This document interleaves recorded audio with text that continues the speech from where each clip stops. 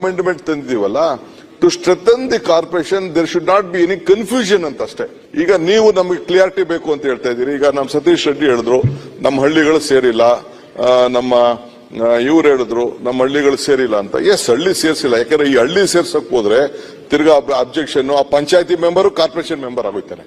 ನಾಳೆ ಬೆಳಗ್ಗೆ ಈ ಕಾರ್ಪೊರೇಷನ್ ಏನ್ ಎಲೆಕ್ಷನ್ ಇದೆ, ಎಲೆಕ್ಷನ್ ಮಾಡ್ಬಿಡೋಣ, ಆಮೇಲೆ ಅವ್ರ ಟರ್ಬೋ ಕ್ಲೋಸ್ ಆಗ್ತದೆ, ಡಿಸೆಂಬರ್ ಜನವರಿಗೂ ಟರ್ಬೋ ಮಾಡ್ತದೆ. ಆಗ ನಿಮ್ನೆಲ್ಲ ಕುಟ್ಟಿಸ್ಕೊಂಡು ಯಾವ್ಯಾವ ಏರಿಯಾ ಸೇರಿಸಬೇಕು will include it definitely.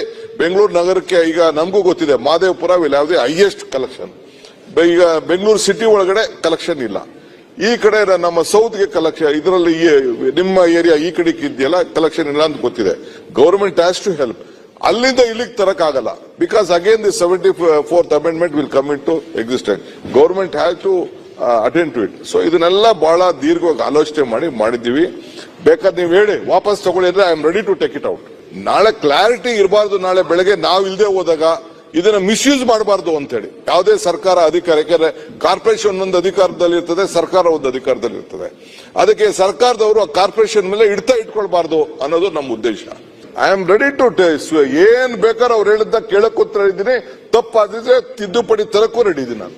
I don't want to hide anything. We have given powers, collection of taxes, financial autonomy, elections, reservation, ಎಲ್ಲ we will not interfere.